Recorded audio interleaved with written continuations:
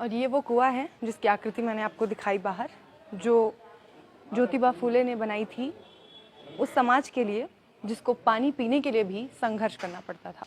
अपनी रोज़मर्रा की ज़िंदगी में ज़रा सोच कर देखिए कि पानी एक महत्वपूर्ण चीज़ है आपके लिए। पानी के बिना आप अपने जीवन की कल्पना नहीं कर सकते, लेकिन आपको जब पानी पीने से भी रोक दिया जाए, उस स्थिति में आप क्या करेंगे? नमस्कार, बहुजन टीवी देख रहे हैं आप और मैं हूँ आपके साथ पूजा। और मेरे पीछे ये जो प्रतिमा आप देख रहे हैं, इससे लगभग समूचा भारत चिर परिचित है। ये वो दंपति है जिन्होंने महिला शिक्षा से लेकर और उस समाज में फैले, उनके दौर में फैले समाज में जितनी भी कुरीतियाँ थीं, उन सभी को एक एक करके खुलेआम चुनौती दी। ये है महात्मा ज्योतिबा फुले और ये उनकी पत्नी सावित्रीबाई फुले।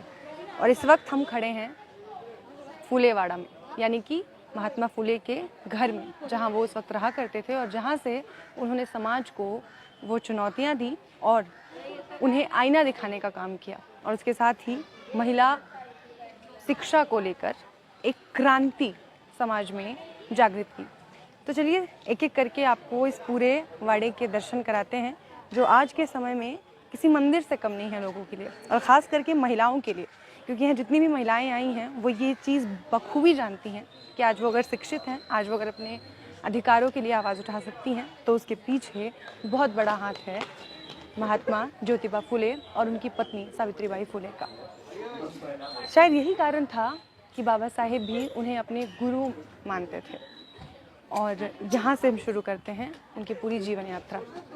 इसका नाम देखिए, समता भूमि, क्योंकि यहाँ उनके लिए सब एक समान थे। उन्होंने जितना काम दलित वंचित समाज के लिए किया, उतना ही काम उन्होंने ब्राह्मण वर्ग की स्त्रियों के लिए भी किया, क्योंकि स्त्रियाँ भी उस वक्त दलित वंचित समुदाय में ही शुमार की जाती थी। और यहाँ से शुरू होती है जो जर्नी है, जो जीवन यात्रा है इस दंपति की, उनकी। तो सबसे पहले जैसा कि कहा जाता है कि महात्मा ज्योतिबा फुले का मानना था कि अगर शिक्षा की शुरुआत करनी है, अगर एक पुरुष पढ़ता है तो सिर्फ एक पुरुष ही शिक्षित होता है, लेकिन जब एक स्त्री शिक्षित होती है तो पूरे परिवार को शिक्षित करती है, पूरे समाज को शिक्षित करती है। और इसी सोच के साथ सबसे पहले ज्योतिबा फुले ने शिक्षित किया अपनी पत्नी को, यानी सावित्रीबाई फुले को। और उसके बाद आगे बढ़ते हुए सावित्रीबाई फुले जब शिक्षित हो गई, उन्हें बेसिक चीज़ें आ गई, जैसे थोड़ा बहुत पढ़ना उन्हें आ गया, तब उन्होंने शुरुआत की पहले स्कूल की। देश में पहला स्कूल जो महिलाओं के लिए खोला गया, और उसकी शिक्षिका बनी सावित्रीबाई फुले और फातिमा शेख, जो उनकी मदद करती थी उन्हें पढ़ाने बच्चों को। तो यहाँ से उन्होंने इन बच्चियों को पढ़ाने की शुरुआत की। उसके पीछे की कहानी हम आपको पहले ही बता चुके हैं कि किस तरह से जब सावित्रीबाई फुले विद्यालय, घर से विद्यालय तक का सफ़र तय करती थी, तो उनके साथ कैसे कैसे व्यवहार किए जाते थे। उन पर कीचड़ उछाले जाते थे, उनकी साड़ी ख़राब कर दी जाती थी, जिससे कि वो पढ़ा ना सके बच्चों को। लेकिन फिर भी इतनी कठिनाइयों के बाद भी माता सावित्रीबाई ने बच्चों को पढ़ाया, शिक्षित किया। और ये जो तस्वीर आप देख रहे हैं, ये जो आकृति आप देख रहे हैं, ये पुनर्विवाह की है। ज़रा सोच के देखिए, एक ऐसे समाज की कल्पना करिए जहाँ स्त्रियों को घर से निकलना भी अपराध है। स्त्रियाँ अगर विधवा हो जाएं तो उन्हें सादे कपड़ों में घर के कोने में पटक दिया जाता है। और उस समाज के बिल्कुल विपरीत जाकर पुनर्विवाह की कल्पना आप ज़रा सोच कर देखिए कि उस दौर में कितना कठिन रहा होगा ये कर पाना, और उसको अंजाम दिया इस दंपति ने। और उन्होंने पुनर्विवाह को शुरू किया, विधवा विवाह जैसी प्रथा उन्होंने शुरू की। ये पूरा जो स्ट्रगल है ये आपने देखा। आगे चलते हैं। और मेरे पीछे अब ये जो आकृति आप देख रहे हैं, ये जो जाति प्रथा है, जो छुआछूत, जो ऊंच नीच की जो प्रथा समाज में लगातार अभी भी हमें देखने को मिलती है, हाल ही में इसके कई उदाहरण हमने देखे हैं। लेकिन उस दौर में जब ये प्रथा अपने चरम पर थी और इसका दंश जो वो ऊंच नीच की जो पार्टी थी उसके सबसे नीचे के तबके झेल रहे थे, उस वक्त जब एक कुएं में, तालाब में जानवर भी पानी पी सकते थे, वहाँ छोटी जाति के लोग, जिन्हें अछूत कहा जाता था, वो पानी नहीं पी सकते थे। ऐसे में ज्योतिबा फुले ने अपने घर के आंगन में कुआं खोदा और उन सभी को, सिर्फ उन सभी को नहीं, किसी को भी, कोई भी वहाँ आ सकता था, पानी ले सकता था, ख़ास तौर से वो सभी लोग। और ये कुआं जो है वो अंदर भी है, वो भी आपको दिखाएंगे। उसके बाद ये समाज है सत्यशोधक समाज, जिसकी स्थापना की थी ज्योतिबा फूले ने। और सत्यशोधक समाज का सीधा सीधा आप इनके नाम से अनुमान लगा सकते हैं कि उन्हें वहाँ ये दिखाना था कि समाज में जो कुरीतियाँ फैली हुई हैं उसके पीछे का सत्य क्या है। आखिर किस आधार पर आपने ये तबके बांटे हैं, किस आधार पर आपने ये कह दिया कि एक व्यक्ति जो जन्म से ब्राह्मण है उसे सारे अधिकार मिलेंगे, और दूसरा जो आपके हिसाब से नीची जाति में पैदा हुआ है वो अछूत माना जाएगा। तो सत्य को उसको आधार बनाकर उसका शोध करना, उसके पीछे क्या इतिहास है उसको खोजना, जानना, इसी आधार पर उन्होंने सत्यशोधक समाज की स्थापना की। और ये जो यहाँ इस वक्त आप देख रहे हैं आकृति, ये उस वक्त की है जब एक दुष्काल पड़ा, अकाल पड़ा, और अकाल में बहुत सारे बच्चे कुपोषित हो गए। कुपोषण के कारण कई बच्चों की जान गई, कई बच्चे उसकी चपेट में आए। तब ज्योतिबा फुले और सावित्रीबाई फुले ने अपने घर में, अपने इसी घर में उन बच्चों के लिए एक आश्रय दिया, उन बच्चों की सुरक्षा की, उनका पालन पोषण किया और उन्हें, उनके जैसे लाखों बच्चों को यहाँ पर आश्रय दिया और उनकी जान बचाई।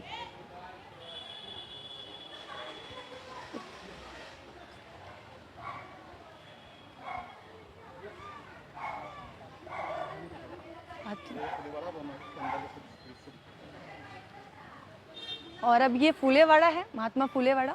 वाड़ा का मतलब निवास स्थान कहा जाता है मराठी में। तो ये आपको अब दिखाते हैं। और ये हमारे साथ हमारी व्यूअर हैं। आपका नाम? शांता शिंदे। शांता शिंदे जी। तो ये हमें रोज देखती हैं और सब देखते हैं। ये भी आज यहाँ आई हैं। कल्याण म्हणून आलेले माझे काकी आहे, माझे सर वर्ग शिक्षक आहेत, क्लास टीचर। अच्छा, आप शिक्षक हैं? मैं तो क्लास टीचर है। स्क्रीनशॉट लेके रखता हूं। स्क्रीनशॉट लेके रखते हैं। अपने जो अपने ये होड़ी नाव चला रही थी ना, हाँ।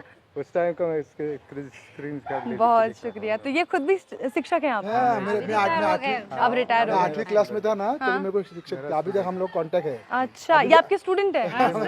ओह अच्छा। वो मुझे लेके घूमता इधर आता है, वो तो एक शिक्षक जो हैं वो हमारे समाज के शिक्षक के आज वाड़े में आए हैं, उनको धन्यवाद देने, और साथ में उनके विद्यार्थी उनके साथ हैं। इनको भी हम धन्यवाद करते हैं। बहुत धन्यवाद, बहुत धन्यवाद। आप दिल्ली में ही रहते हैं? हाँ जी, हाँ जी।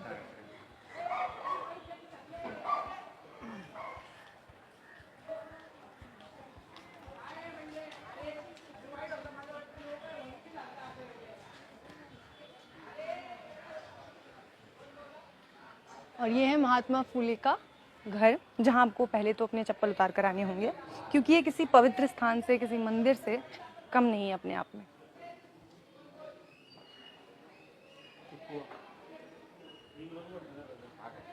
हो गया?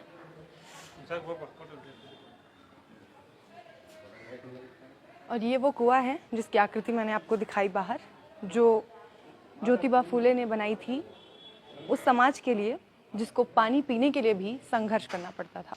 अपनी रोज़मर्रा की ज़िंदगी में ज़रा सोच कर देखिए कि पानी एक महत्वपूर्ण चीज़ है आपके लिए। पानी के बिना आप अपने जीवन की कल्पना नहीं कर सकते, लेकिन आपको जब पानी पीने से भी रोक दिया जाए, उस स्थिति में आप क्या करेंगे?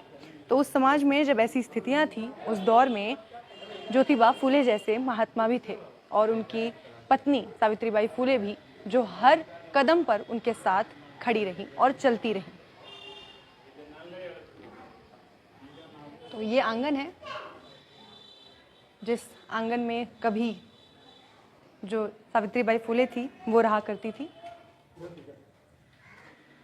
ओके।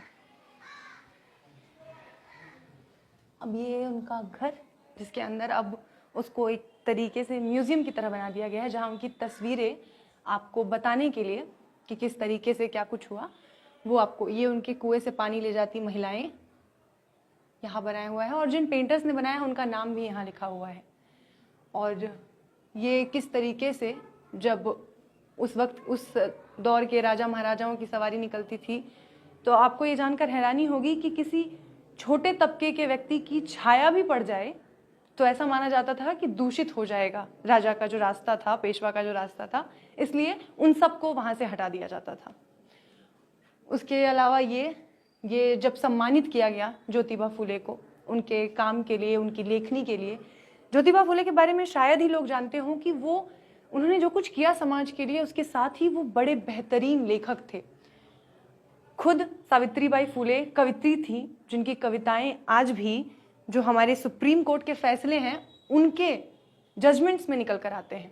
उनके उन कविताओं के पीछे का अर्थ इतना गहरा है। और ये ऐसी ही तस्वीरें हैं जहां वो समाज को समझा रहे हैं, समाज के लोगों को बता रहे हैं कि किस तरह उन्हें शिक्षा के दम पर अपने अधिकारों को जीतना है। शिक्षा ही एकमात्र वो कुंजी है जिसके जरिए वो अपनी सारी जो समानता के अधिकार हैं वो ले सकते हैं। और उनकी मदद करने में यहाँ कहीं ना कहीं उस दौर में ब्रिटिश जो हुकूमत थी उसके कुछ लोग थे जिनकी उन्हें काफ़ी मदद मिली थी। और ये तस्वीर है ज्योतिबा फुले की, महात्मा ज्योतिबा फुले की, जो यहाँ सबसे बड़ी तस्वीर है। और अपने चिर परिचित अंदाज में वो बैठे हुए हैं। अक्सर आप उनकी ऐसी तस्वीर देखते होंगे। ये शादी की तस्वीर है।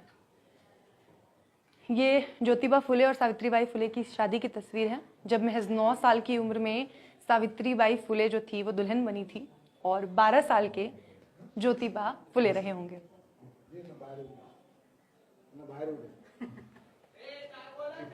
चलिए,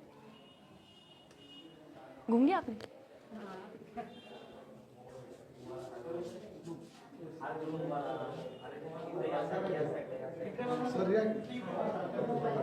और ये वो तस्वीर है जिसमें आप देख सकते हैं कि जब घर से विद्यालय तक का सफ़र तय करती थी सावित्रीबाई फुले, तो किस तरीके से जो समाज के सबसे ऊपरी स्तर पर बैठे हुए लोग थे वो उन्हें परेशान किया करते थे, उन्हें स्त्रियों को शिक्षित करने से रोकते थे। और तब बड़े ही अच्छे स्वभाव के साथ, बड़े ही अच्छे स्वभाव के साथ माता उनसे कहा करती थी कि आप लोग मुझे क्यों, आप मेरे पर कीचड़ डाल रहे हैं, मैं आपकी ही बहन बेटियों को पढ़ाने जा रही हूँ। और उस विद्यालय में ऐसा नहीं था कि सिर्फ छोटे तबके की स्त्रियाँ पढ़ सकती हैं, वहाँ जो ब्राह्मण वर्ग था उनकी स्त्रियाँ भी जाती थी, शिक्षा ग्रहण कर सकती थी। और ये तस्वीर है जो दंपति है उनकी।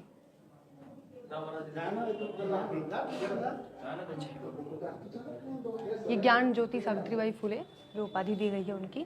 और यहाँ डॉक्टर भीमराव अंबेडकर जो गुरु मानते थे अपना उनको।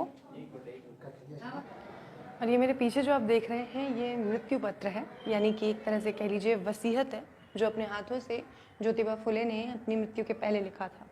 और इसके आखिर में जो कुछ लिखा है वो आपको ज़रूर जानना चाहिए। उस समाज में जहाँ ये माना जाता था कि अछूतों की छाया पड़ने से भी जो ऊंचा तबका है, जो ऊंचे तबके पर बैठे जो लोग हैं वो दूषित हो जाते हैं, उस समाज को उन्हीं के अंदाज में ज्योतिबा फुले ने ये जवाब दिया था। उन्होंने अपनी वसीयत में साफ साफ लिखा था कि मेरे मरने के बाद मेरे शव पर किसी ब्राह्मण की ऊंचे तबके में बैठे किसी की भी छाया तक मत पड़ने देना, क्योंकि उन्हें हमारे छाया पड़ने से अगर वो दूषित होते हैं तो मेरे शव पे भी उनकी छाया ना पड़े और ना ही उनके हाथों मेरा अंतिम संस्कार या कुछ करवाया जाए। इसके अलावा उन्होंने अपनी वसीयत के लिए साफ तौर पे लिखा था कि जो भी, जैसे सत्य शोधक समाज उन्होंने शुरू किया था, उसके अलावा और कई ऐसी वो चलाते थे संस्था जिसके ज़रिए वो काम करते, जैसे बाल विवाह के लिए बच्चों के अनाथालय जो उन्होंने बनवाए थे। उसके अलावा जो महिलाएं थी उन महिलाओं की शिक्षा के लिए जो स्कूल और बाकी चीज़ें उन्होंने की थी, उन सब का उन्होंने अपनी वसीयत में लिखा है कि किसी ऐसे लड़के को, किसी ऐसे युवा को दिया जाए जो कि सबसे ज़्यादा उसके काबिल हो, सबसे ज़्यादा पढ़ा लिखा हो उनके समाज में। तो ये उनकी विल थी और ये उनके घर का हिस्सा जहाँ से अभी हम निकले। और यहाँ जहाँ लोग माथा टेक रहे हैं, मैं आपको बता दूँ कि माथा टेकने के पीछे का कारण क्या है। ये माथा इसलिए टेक रहे हैं क्योंकि आज ये जो बच्ची आपके सामने खेल रही है, शिक्षित हो रही है, ये इनकी देन है, ये ज्योतिबा फुले की देन है, जिनकी वजह से ये बच्ची आज शिक्षा की ओर अग्रसर है, इसका विकास पूरी तरह से हो सकता है। ये समाधि है ज्योतिबा फुले की, जिसके ऊपर तुलसी का पेड़ रखा हुआ है और यहाँ लोग माथा टेकते हैं क्योंकि जीवित होते हुए कोई भगवान से कम नहीं थे ज्योतिबा फुले उनके लिए। और समाज में फैली कुरीतियों के खिलाफ जो उन्होंने लड़ाई लड़ी, शायद कोई भगवान भी इतना नहीं कर सकता लोगों के लिए।